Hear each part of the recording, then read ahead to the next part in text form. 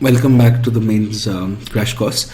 We are now going to be covering certain special areas and also give you a context. So how we're essentially going to go about this is I'll give you a general context on some special areas. We're going to talk about, say, special states, Article 370, to just establish context a bit. Then, of course, we're very specifically going to look at Delhi and, of course, Puducherry, because of certain developments that have happened.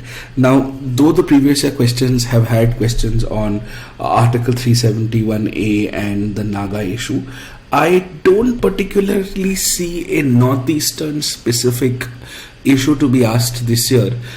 Primarily because there hasn't been anything done by the center per se which violates the autonomy of the northeastern states. A lot of the issues raised by the northeastern states, say Nagaland or Assam for that matter, are reforms that they are seeking.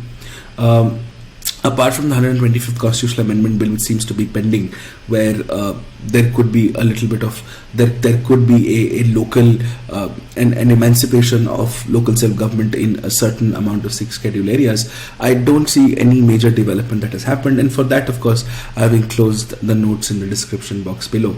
But because Delhi has seen the GNC-TD bill passed very recently, and Pondicherry has also seen certain political developments, I do suspect a question here.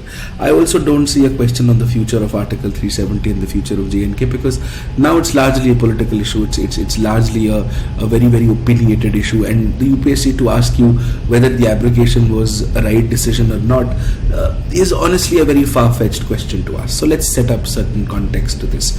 So the idea is, like a lot of federations across the world, India has some de facto asymmetrical federal features, which basically means that the states are differently placed. This could be because of size, population, wealth, and influence, and this could be because of the differences between the center and the states and amongst the states as well. And we've therefore treated special states specially. For example, Article 371A for Nagaland, 371F for Sikkim, 371G for Mizoram, and of course Article 370 for Jammu and Kashmir. And not only this, the fifth schedules of the Constitution do comprise for distinctive provisions for administration of and protection of certain scheduled areas and scheduled tribes in any state for that matter. And very specifically, AMTM, Assam, Meghalaya, Tripura and Mizoram have been protected or have been empowered very specifically under the 6th schedule, but the center and the governor play a very, very strong role. And as far as union territories are concerned, they are largely governed between Articles 239 to 241 of the Indian Constitution. In fact, the 69th Amendment makes some changes to Article 239 and beyond. The idea is that we should be focusing on union territories because, of course, there has been a merger also very recently. So the justification of creation of separate union territories is largely because of how small they are, their locations, of course, of the coasts, cultural heterogeneity in terms of their neighboring areas, interstate disputes, particular needs, for example, very specifically for the National Capital Territory, and of course colonial factors such as French and Portuguese occupation. So that's largely how it is. Now let's understand this from a larger context. Okay, let's understand this in a better manner. We should now very specifically be focusing on, say, Delhi for that matter. So let's start with Delhi. So what is it about Delhi that we should know? What is it about Delhi that really attracts us? In the introduction, you must understand Delhi owes its distinctive status to its long history and the fact that it is a city-state sort of capital. Now, the long history does not need to sort of be gone into, but in terms of establishing municipalities, in terms of establishing local civic bodies, there is a lot of history behind Delhi.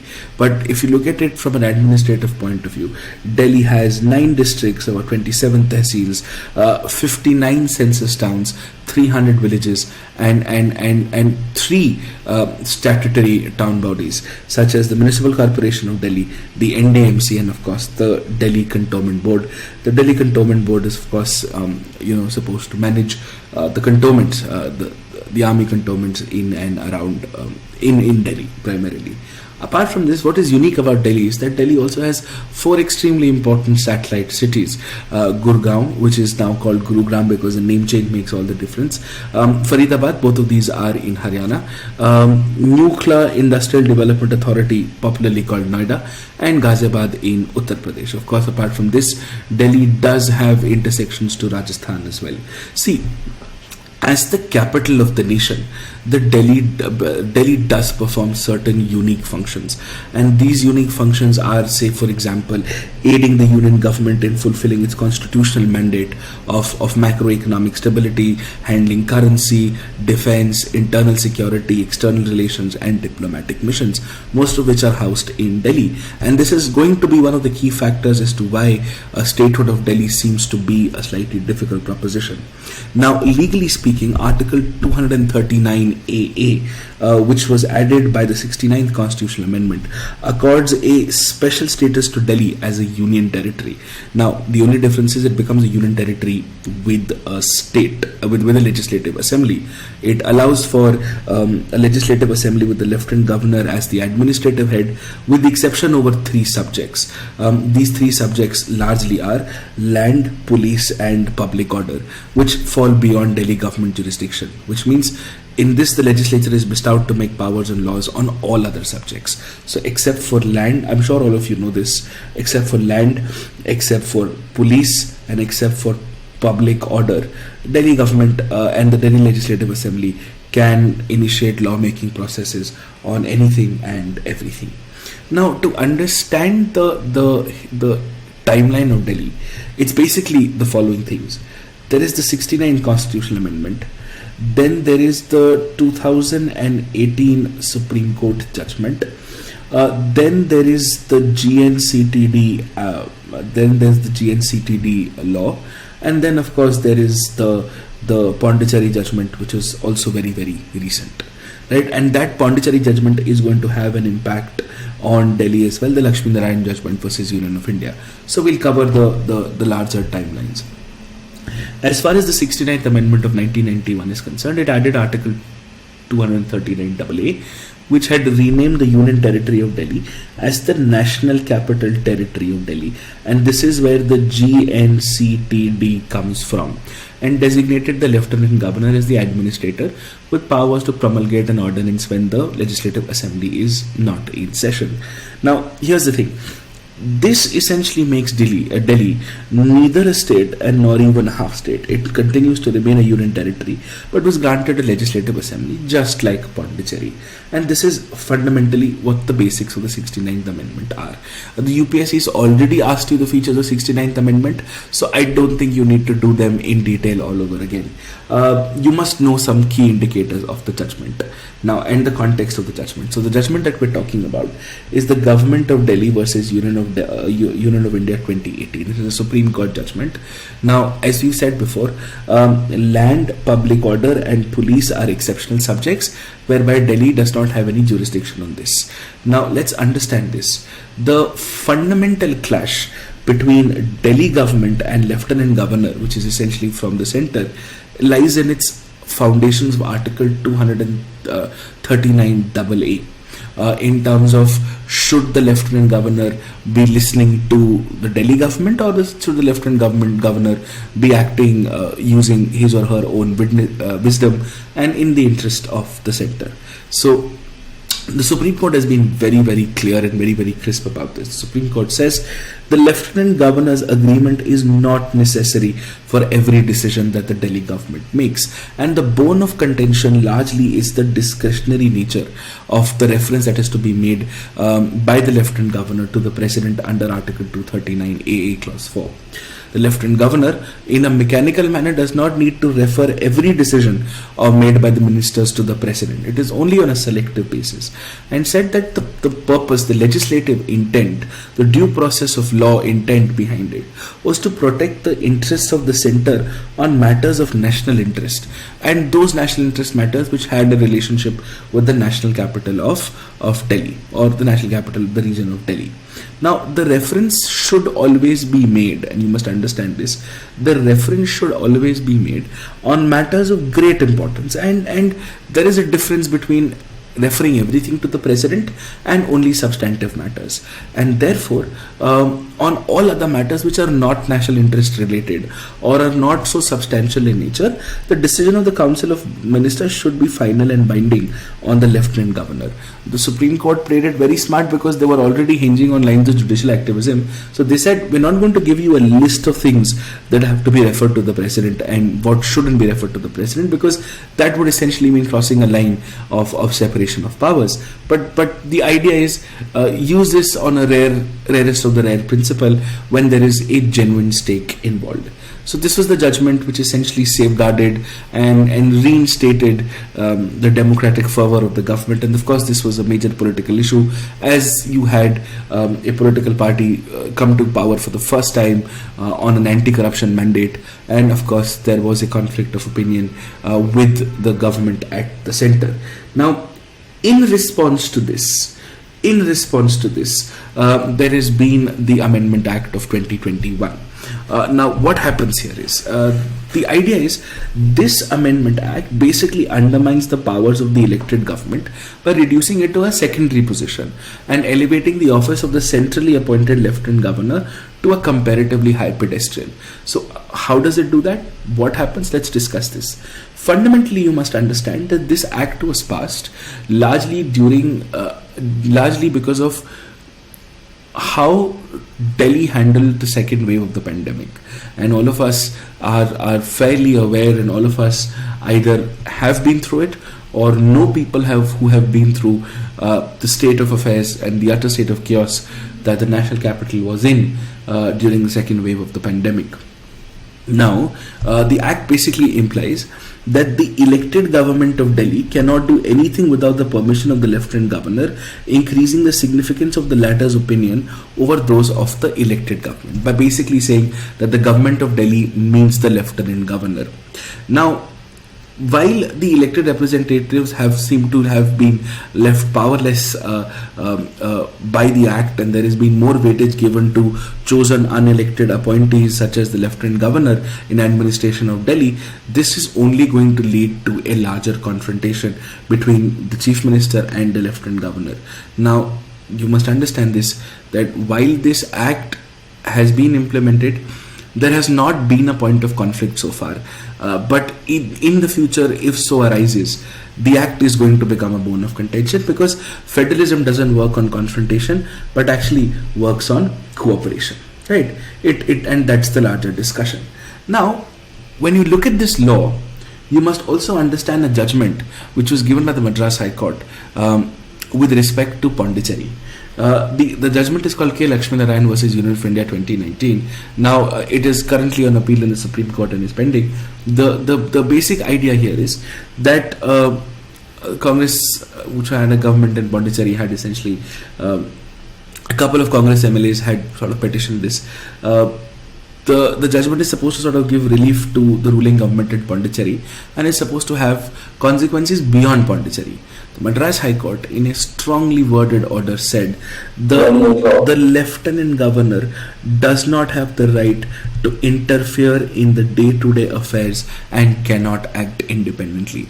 Now, what is true for the Lieutenant Governor of Pondicherry should also be true for the Lieutenant Governor of Delhi.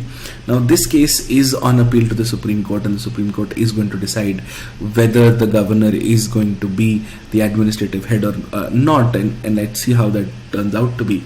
But this is going to then also affect the GNCTD and the other decisions that have happened in the political sphere as far as Delhi is concerned. So legislatively, legally, this has happened. But the fundamental issue that Delhi seems to still be battling with is the statehood of Delhi, in terms of whether it makes sense or it doesn't make sense. So let's look at it from a financial standpoint, and let's look at it from an administrative standpoint. Of course, your basic discussions on terms of security in terms of how we need to have Delhi police under the central government because we have VVIPs and diplomatic missions here, and that of course makes sense. But at the same time, because the police is under the central government, what ends up happening is that there is very little accountability for actual local law and order issues, local crime, and therefore coordination becomes an issue. So these are standard arguments that you can and should write. Let's look at some deeper arguments. Let's look at it from a financial standpoint. And the answer is actually not very clear. It's not a clear yes or no. See, you must understand, Delhi is financially an extremely buoyant union territory with the legislature. You must understand why. Because a lot of the money that Delhi government generates, or a lot of the money that the Delhi government has, comes beyond constitutional allocations. And therefore, this is a good and a bad thing. The good thing here is that it is self-sustainable.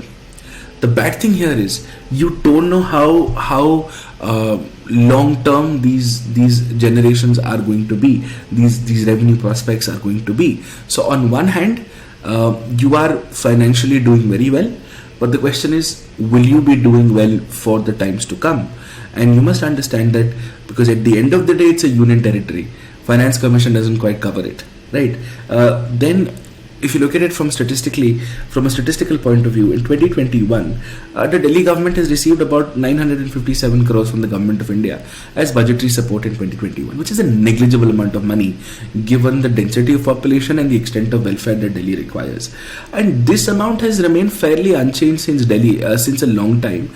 And Finance Commission has also not recommended, or does not even have the mandate actually to recommend a lot of those things. The largest source of income that comes to Delhi is actually from sales tax, and of course later the value added tax, which also gets now later reformed because of indirect tax reforms. But financially the answer is not a very clear one. Good Delhi is sustainable, but for how long is it sustainable is a larger question. Now when you look at it from an administrative point of view, and that's where things become slightly difficult. See, administratively, Delhi is still having an identity crisis, because you've got something called the National Capital Territory of Delhi. Then you've got the National Capital Region of Delhi. Now see, the National Capital Region of Delhi is more of a governance, more of a regulatory idea, whereas the National Capital Territory of Delhi is essentially the government of Delhi. National Capital Region extends to Noida, extends to Gurgaon, and so on and so forth, and telecommunication and a lot of water and urban development, that's usually shared between these areas. But the National Capital Territory of Delhi is a purely government-centric idea. So let's understand the administrative issue. Like for example, Delhi Police is under the Ministry of Home Affairs. The Delhi Development Authority reports to the Ministry of Urban Development. The highest officials of the Municipal Corporation of Delhi, that is the Commissioner and the Chairperson of the NDMC, are both selected by the Union Government. Now, interestingly, the Municipal Corporation of Delhi can make rules and bylaws, and they are subject to the approval of the Union Government. That's fine. But it is the Union Government which finally approves these rules and bylaws, and it is the Union Government which looks at local government and wards and committees and electoral rolls and all of those things for urban local level government, right? Now what happens is, because of this divided responsibility, there is of course a problem of overlapping, multiplicity of authorities, stuff that we've always covered in a larger context.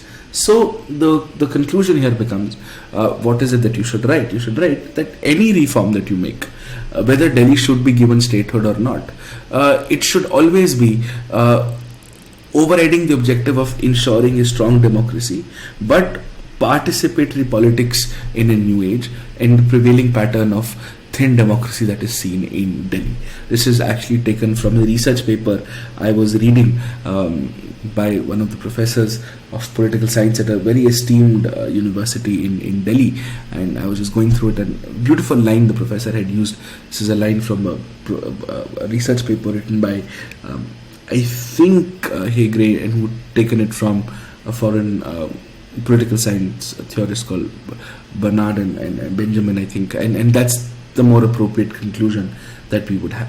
So as far as special statuses are concerned, just go through this. This is, of course, you would find in the drive. And in addition to this, just make sure that you've, of course, gone through the handouts that I have uploaded along with this topic in the video below, so that you can also read some technical developments that have happened in this area. And this is actually more than enough.